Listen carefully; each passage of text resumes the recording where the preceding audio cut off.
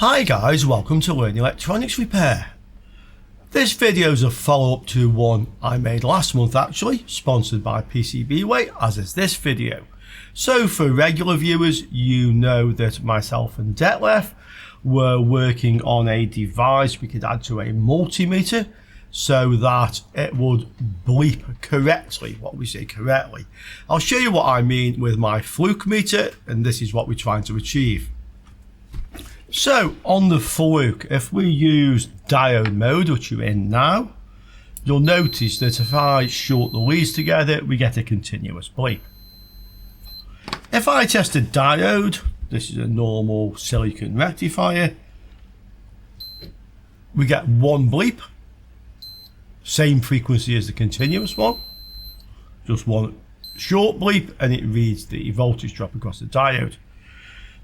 I can do the same with a Schottky diode. So here we have a Schottky. Again, same thing. We get the same one bleep as this diode, and it reads the voltage. In this case, 0.15. That's a Schottky diode. The beauty of this is that I can be working on a PCB. I don't need to look at this meter if I'm tracing around for continuity. If I hit a diode junction, I can hear that. I'll just show you what I mean. Here we have a scrap motherboard. You can see the meter in the inset window there. Diode mode. So I can now probe around here. For example, there's some MOSFETs here. And I know without looking at the meter that that is a short. Okay, continuity. That is a diode junction. And you don't need to see the meter. That's the whole point of this. Yeah. You don't need to be able to see the meter. Continuity, continuity, diode junction. Okay, just from the bleep. Open, short, open, open. Diode junction. Okay, diode junction. And to me, that's how all meters should work for electronics repair. That's what you want. That's what you need. Yeah, I don't need to take my eyes off what I'm doing. I just hear that and I know what I have. Unfortunately, for some reason, almost all multimeter manufacturers don't agree with me, because that feature is extremely hard to find. The Fluke is the only meter I have that does that, and a few subscribers previously have commented and mentioned a few other meters that also do that, but they're very few and far between. Very few and far between. It's not a price-based thing. It's not the most expensive meters only. Some of the more medium or lower price ones will do it. It's just a matter of what they implemented. And this is a firmware thing. This is not a hardware thing. I don't see any reason why all meters can't do this, but they don't until now. So we made an add-on which effectively we could add to the multimeter. I plugged it from here with a couple of banana plug leads to the add-on. I could then probe around. The meter would read the readings for me, and the little add-on would make the bleeps. And not only did we have a continuous bleep for a short and a short blip for a diode junction, we went one further than that. So if we had a normal diode like the one I was showing you, the blip is at the same tone as the continuous one. If we had a Schottky diode, it was a higher frequency one. So that went one stage further. We can now identify continuity, normal diode junction, Schottky diode junction, all just by hearing, nothing visual needed. Okay, so that's where we left the previous video. So what happened since then? Well, what did happen after that, a day or so later, we made one of our live streams on the electronics channel, myself, Detlef and Carlos, and we discussed this with the guys watching, and we went effectively in two different directions at the same time. So I decided I was going to work on an add-on that we could fit inside a multimeter, modify the multimeter. This you see is a little Unity UT33D Plus. It's a common multimeter, not expensive, easy to get. I chose this one because A, for the reasons I just stated, and B, it's a fairly chunky thing, so there's some space inside it, okay? And this is the result so far. So you can see I have a little 8-pin DIL socket. This is where we can plug our little microcontrollers while we're debugging and testing and working on this. We have the little speaker. Now, during working on this, I found a couple of interesting things. First of all, I was looking to see when you move the switch from the off position to any on position, where does it switch the plus 3 volts from the batteries, this one? Well, in actual fact, it doesn't. This meter, and maybe others, actually switch the ground. But what I did find is that we have a capacitor here, and I'll just show you with my multimeter. Another one. I have on this one from the positive of the battery. At the moment I have a little battery pack attached because I'm actually using this. I can work on it and have it powered at the same time. Obviously these batteries are in the back and I can't work on it because these little clips make the connection. Yeah, so from the positive battery terminal on this we have continuity to this capacitor. Why the capacitor? Well, I guess if there's an electrolytic here, it's almost certainly on the power coming in across it, and it is. So we have that there, and from the negative to the negative end we don't have anything. Okay, and if I switch the switch to any random on position, we have still the positive, and now the negative end of the battery connects to our capacitor. Okay, so this is where I'm taking the power, the red and blue wires, to our little microcontroller. You'll see the blue goes to pin 4, the red to pin 8. That's your normal power pins for an 8-pin DIL like this. What else have I connected? Well, you can see these white wires coming down here. These are connected to the actual meter probe. So this is the input for continuity, and this is common ground, if you like. Okay, that's current. So I have 2 wires attached here. Now, if you know a little bit about our design, this works by using a analog to digital converter, an input to measure the voltage across here when we test a diode or on a continuity or a Schottky, and depending on that voltage, it gives us the appropriate continuous bleep or a blip. Yeah. Why have we got 2 wires on here? Well, that's because of something else I discovered while we were working on this. This surprised me a little bit, but basically the common terminal here does not connect to the negative battery, to ground. Okay, your 2 input terminals are isolated from here. This is not ground. Ground is that blue wire. So I suddenly realised that the problem I have is that neither of the probes are referenced to ground. And of course I did what any self-respecting repair tech would do in this situation, and that's go to say, "Det, can you help me please?" You may have heard him there, he's around the corner. So I asked Det, how do we do this? If we have 2 inputs, neither are referenced to ground, and we want to measure the voltage between them, not the voltage from there to ground, how do we do it? And Det said, that's easy. What we do is we use 2 ADCs, analog to digital converters. The chip itself is referenced to ground because that's the negative supply rail, if you like, 0 volts. And what happens is one of the ADCs measures the voltage on here with reference to ground. The other one measures the voltage on here, the other probe, with reference to ground. And a little bit of maths, it gives us the difference between the 2, which is exactly what we want. So that's why we have 2 wires soldered to the meter leads, and not just one on here, and that would be ground. Okay, so you can see, guys, we have 4 wires attached to our meter. 2 there, switch power, and 2 there, meter probes. That's it. The only other wire we have on here, you can see here, there's a green wire. This is the output on pin 6, which goes to our little bleeper. And the other end of the bleeper, I've actually wired it to ground. Now, the way Det made the program for this, in actual fact, the other end of the speaker can either be 3 volts or ground, it doesn't matter, but I've connected it to ground. So that setup in such a way now we can plug a chip in here and we can test it. To do this, of course, Det had to rewrite the software to actually measure the voltage on both of these reference to ground and then calculate the difference between the two. He had to modify the threshold so we get bleeps at the right sort of voltage, and that's basically where we're up to now.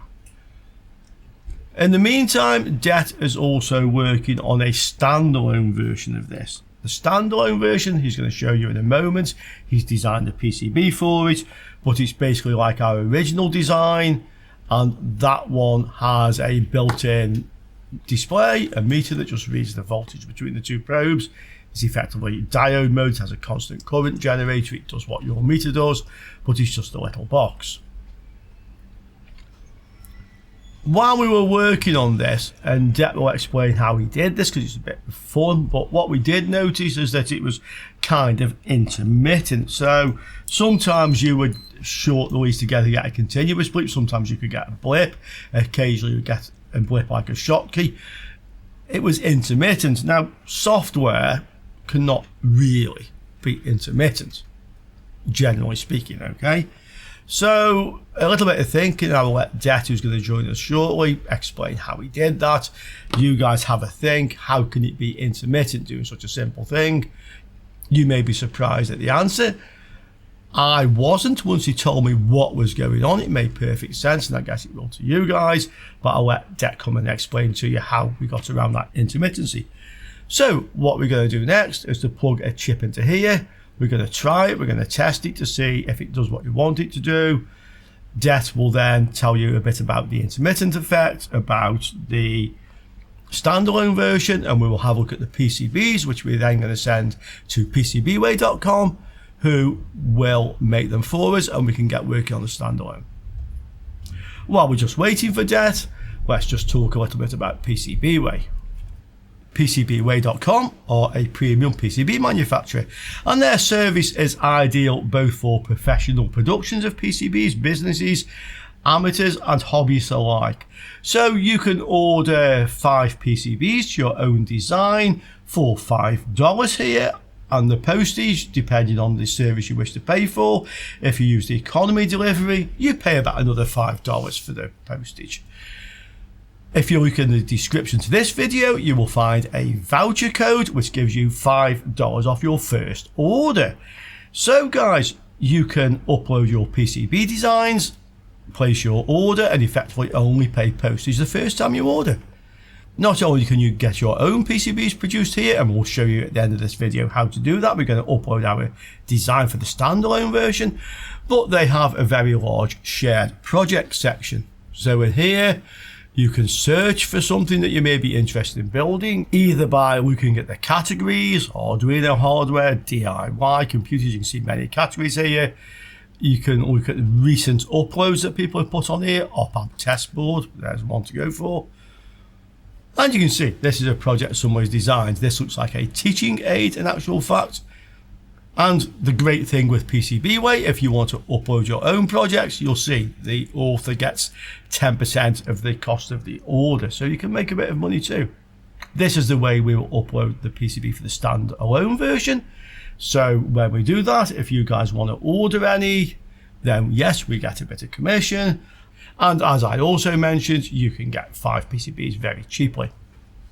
Now we've had a quick look around PCBWay.com, let's go back to our project and see if we can modify this multimeter. So guys, you can see I have Detlef with me now. I know it. But just before we come over to the software, I'll show you what I've done. So I've used some hot snot, I've stuck the socket here, I've put the speaker here. So we have the connections I mentioned, the positive and negative supply across the capacitor. This is switched when you switch the meter on. This is the chip. We have the 2 leads going down to the 2 inputs. This is effectively where we measure across the diode junction or the short. And then I have the green wire goes to the speaker, and from the speaker back to the chip on the ground.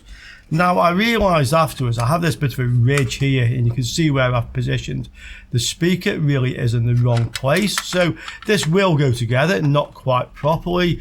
If I push down, it will screw.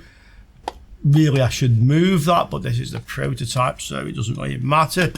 Okay, so let's give this a try. We'll go to diode mode. First of all, we'll try to short the leads. Let's do it where you can actually see what we're doing. So short, continuous bleep. Okay. Now we go to a normal diode, short bleep, and it reads 0.50 or 0.51. And we go to the Schottky diode, there should be a higher pitch. Yeah. 0.154. Continuous. So guys, we have exactly what we want built into a multimeter. You can see there's 4 wires. So I'll just interrupt myself and Det here. So I noticed in the video editing that the bleep, you couldn't hear it very well. That's probably due to the noise reduction system I'm using on the audio. So we'll just try it again with the aircon and everything off, and hope you can hear it now. So short,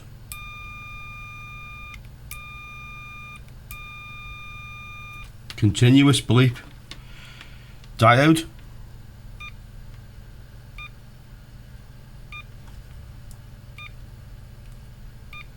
so one quick bleep on the same frequency as the one for short, continuous blip, and the Schottky, which is a different frequency, and the noise reduction doesn't seem to affect this so much. It's not louder, it's just the way the recording is coming over to you.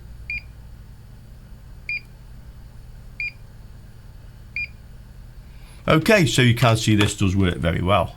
You need the battery supply, plus and minus. Just find out where that comes through after the switch.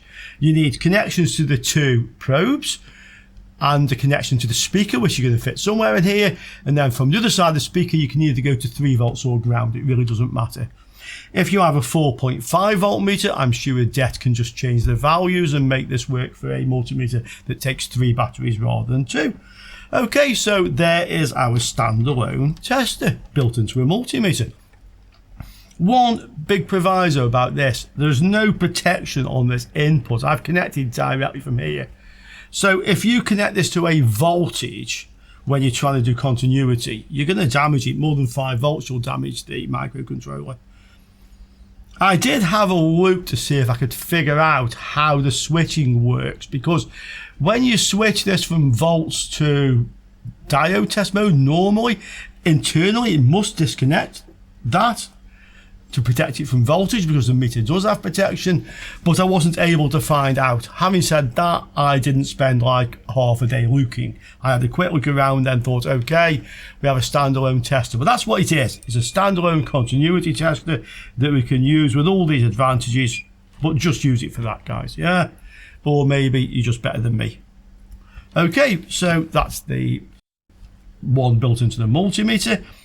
Now I'll just mention the problem we had with intermittency. So while we were developing this, I found that sometimes a diode would give a blip or a continuous bleep. Sometimes continuity would do the same, blip or continuous.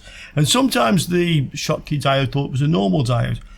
And very quickly, it was Det actually realized the problem was effectively debouncing. Now, this is something you have in switches. So when you press a switch, you make a contact, but the contact doesn't always instantly go from not there to there. The contacts will jitter or bounce, and you get little spikes, and that's called bouncing. In hardware, you can usually fix that using capacitors or a capacitor in an op-amp circuit that effectively smooths out the change in voltage to get rid of these little spikes. But Det actually did that in software. So I'll pass you over to Det. He can explain to you how we did the software debouncing, and he'll tell you about the standalone version, and then let's order some PCBs from PCBWay.com. Yay! So the guy's eager already. Over to you, Det. This was a pretty normal problem what we saw there, because when we measured the voltage, we measured right now and then decided. What we're doing now is we have 3 buffers was guesswork, and it worked out fine. And it's a rolling buffer, so every new value gets put one of the 3 buffers, and then we do a comparison with all the 3. We add them up and divide them by 3, and then we decide, is this in the range of one of our values that we measured there. So this is how this is done. This is just a rolling buffer that does the bouncing on the way. Okay. So this, it's just like a capacitor. So we have a smoother value there. Okay, so I'll put that more into English for you guys, not who speak in German. No, I don't mean in that respect, Det. I'll put this bit more into layman's terms because I understand what Det is saying, but I'm not a microcontroller programmer. So what, Det, and you have to explain this to me. So initially, the software, when you connected the probes together, it would say, oh, the reading has changed. So the software continuously monitors these probes, the voltage across them, coming out of the meter, the constant current source, and it goes, it's changed. And when it's changed, it decides to make a continuous bleep, a blip, or the higher frequency, yeah? So what happens sometimes, when you make the contact, the value changes, but because you don't have a very good contact, it changes to a voltage somewhere in the range of a diode, only for like a microsecond or milliseconds, yeah?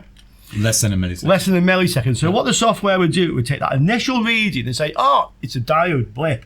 So you say you create a buffer. So it's like what you're doing is you're reading that value continuously. You're saying, okay, I've now seen the same value for 3 readings. 3 readings. The buffer is 3 readings big, and you add them up. You usually, if you get a new value, it doesn't matter into what place you drop the new value. So you add the 3 values together, and then you take the average of the 3, and if the average is in the range of 0, it's a short. If it's a range of 1.5, it's a short. Sorry, it's a short key, and range of 0.5, 0.6 is a diode. Yeah. Okay. That's what we're doing now. Yeah, so that is very much debouncing in software. Det, obviously, his explanation is much more the technical explanation. To me, that's maybe the layman's terms, maybe simplified a little bit. You'd probably be more the analog. You're thinking more analog than me does. Yeah, probably. Okay, so that's how we did the debouncing. Now, the software, Det's going to show you a bit about the software, but we're not going to release the software until we've done the standalone version, which will be within the next 4 weeks. And then we can release all this software for you guys. You can see how to modify the meter, and you should be able to do this with any meter as long as there's enough space inside it. I explained to you why this isn't fitting quite correctly. I need to move the speaker a little bit, but you can see it works. So it is just those 4 connections, guys. You've seen that, so you should be able to do that with just about any multimeter. Just bear in mind what I said about the lack of protection on input voltage. Okay, Det, so let's have a look at your software. Okay, let's do this. Okay, so now we have an understanding of how this code works, so the debouncing and the averaging. Let Det explain a little bit more in detail. Well, this is going to be a quick run through. The details will be on Detlef's own channel, Det Build Stuff. Again, when we complete the prototype of this project, you can have a look at the full code and download it.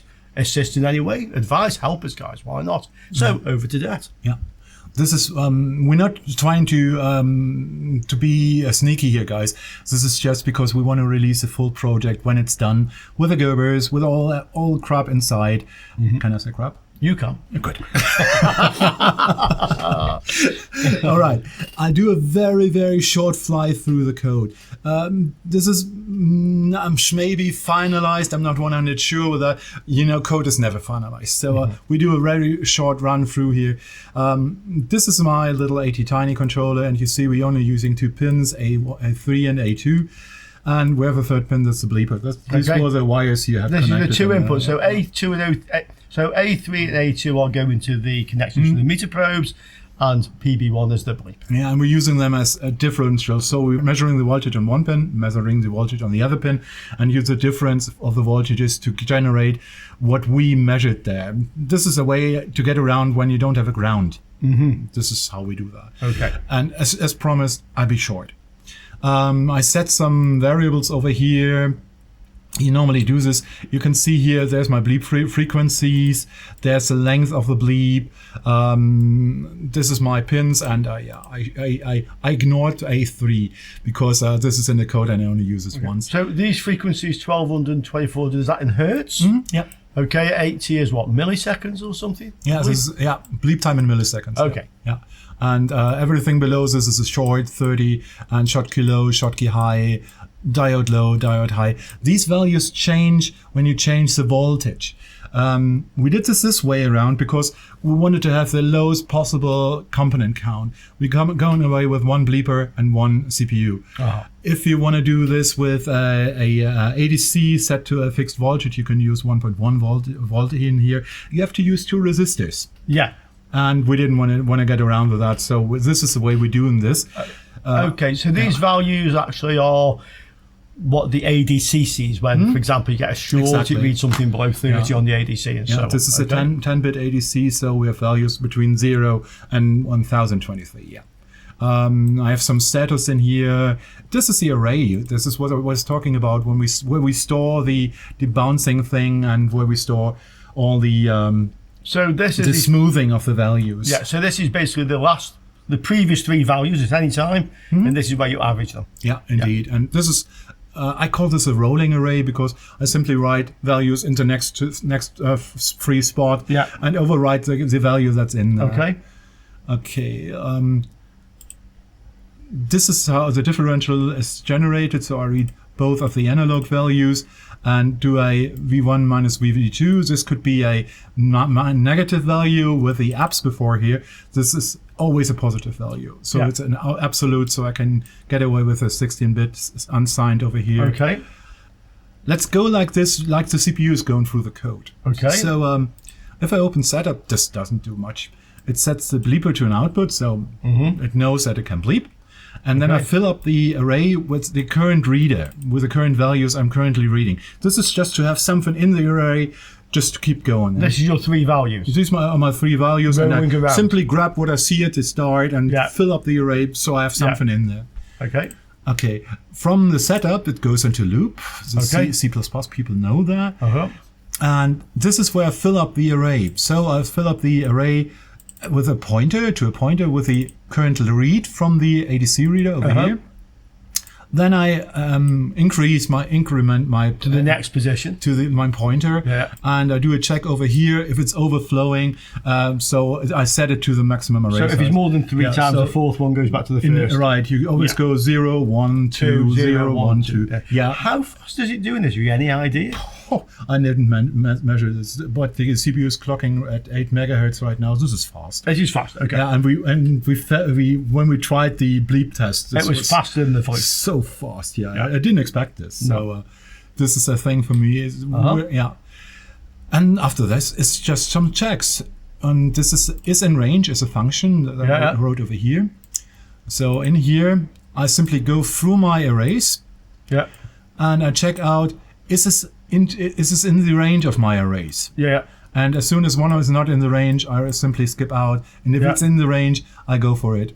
Okay. So this is where I check these and diode until maximum to the times of 10. This will switch off everything, and the other way around, it will start the bleep diode, bleep short key, or bleep short. Short is not short in the time it's thing. It's short circuit. It's short circuit, which is continuous. Yeah, it is.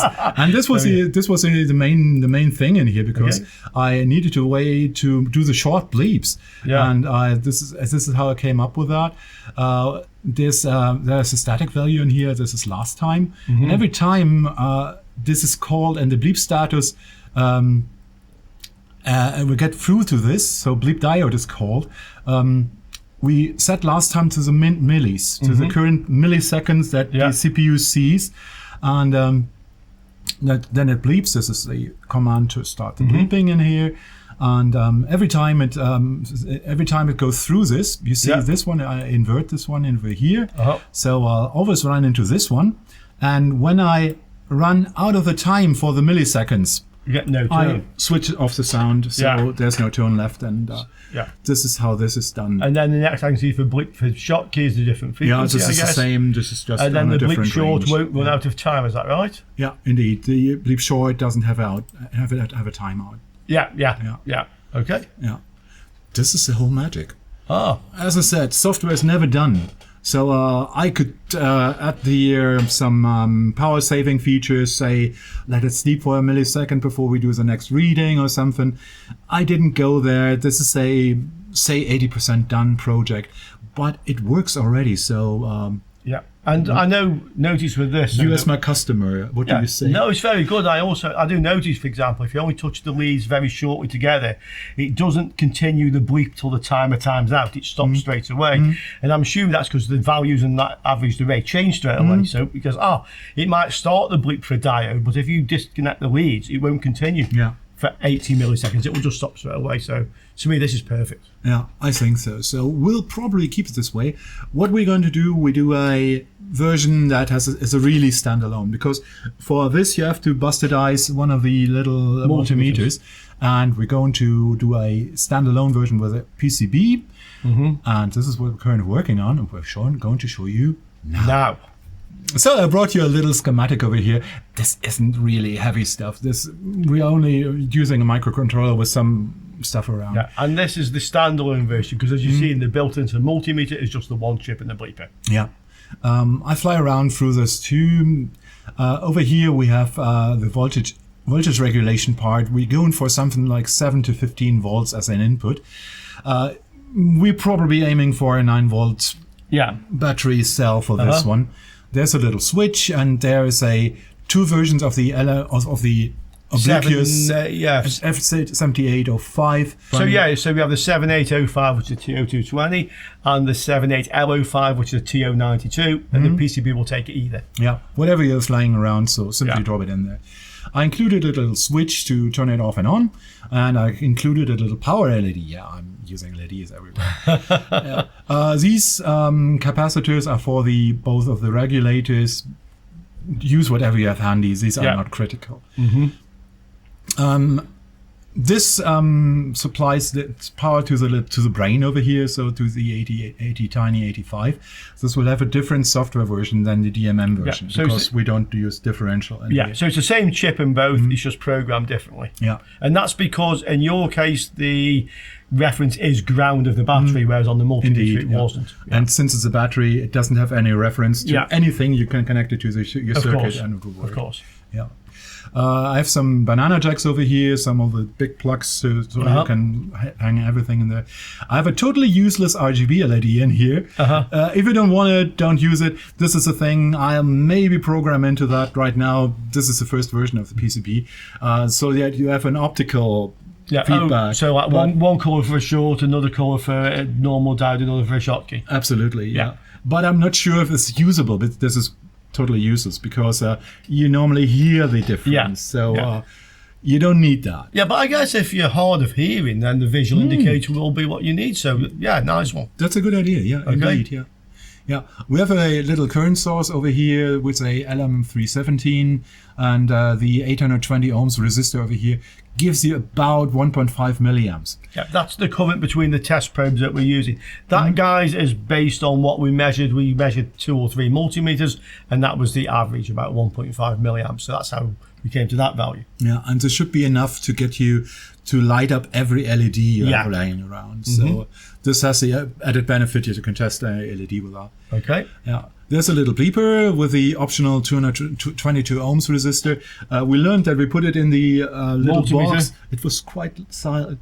Wasn't loud. Wasn't loud. So you maybe need this, you maybe don't need this. 22 ohms is just thing. And our input stage sometimes was way bigger, and currently now this is just a current source to. There's something missing. This should be sense. Okay. Let me see. Sense is missing. Look at this. Okay. This is a PDF. This is a PDF. I can't edit this now. So sense is just imagine sense is connected to here, and this is connected to PB2. I guess. There's something missing. Look at this. Okay. I just realised. Never mind. Well, never mind. That's how it happens. It happens to me normally, actually. I'll tell you what, guys, if you really want to learn electronics, make videos doing it. You'll be surprised what you notice. I didn't see this on screen, and so we just opened it. Exactly. Well, you know what we were talking about. We optional added a little voltage monitor down here. These are these little tiny 3 LED... like a little readout, like a 7-segment display with 3 digits. And they're from one label that have 3 pins. One is a voltage, and the other is sense, and the other is ground. And you simply threw it on there, so it tells you the voltage here. So we're probably building a complete multimeter with bleep, bleep, bleep. Kind of, but just using it for continuity testing. Yeah. So this is a hardware, so Okay. this shouldn't be hard. I'll show you the PCB. Okay. And here's the PCB, magic of video editing. Ah. All right, nothing special to see here. Big sense pins, these are these big banana plugs, a little 80 tiny. There's the voltage regulators that you can choose what one to use. I did everything with very big parts here. The resistors are standing up with one down. So really, this is not made for miniaturization, guys. This is made for ease of soldering. Yeah, the idea of this is anybody should be able to solder this together. This when we talked about this was the way to go. Yeah. To not do any SMD version that is totally tiny. We could do that, but this time everybody can use this. Yeah, exactly. And since this is a tool for beginners more, I'd say it's way better to have this than doing a very complicated. Absolutely. Yeah. So I have a 3D view for you guys that we can put on screen. Yeah. Here's just a little 3D render. Sorry for the resolution. The export didn't went that well. This is how it will look somewhat. Probably red for you, right? Oh yes, red PCB for me. We'll do that when we place the order in a moment on PCB. Indeed, yeah. This is how it will look. You see probably there are 2 regulators in here. You shouldn't do that. Just use one, please. Not both of them, please. This is just for... ease of use, really. The idea was of being able to use either type of regulator. Depends on what you have. Any sort of 5-volt regulator with input on 1, ground on 2 and output on 3 will do here, and that's why we put the 2 on there, because that means if you're using salvage parts, it's just going to be easy put together. So as Det said, you fit one of those 2 voltage regulators, not both. Yeah. And we're back on PCBWay.com. Guys, this is actually the easiest part of this process. I know these websites look phenomenally complicated and all these things, and you think, oh man, what do I do here? Yeah.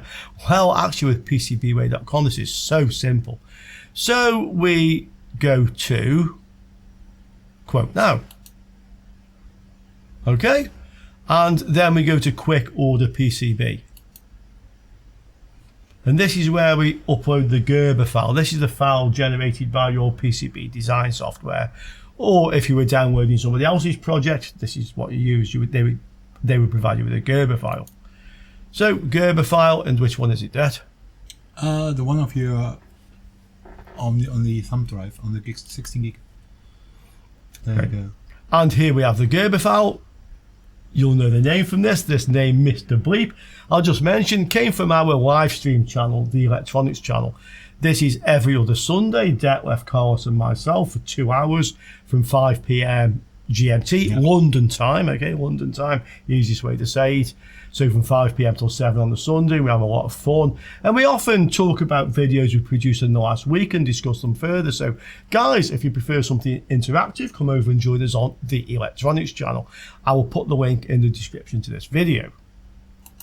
So now I will take our nicely named, and this was members of the chat there who came up with Mr. Bleep. We will open that. You can see it's loading. And there we have our PCB, okay? To upload this, we can just accept all the settings as they are. Of course, I'm just going to hide Det and sneak on where it says red.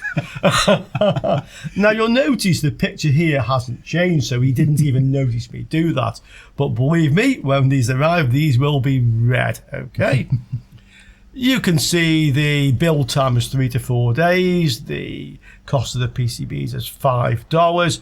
And you can see I've chosen our destination of Spain. And now we have lots and lots of options on the delivery.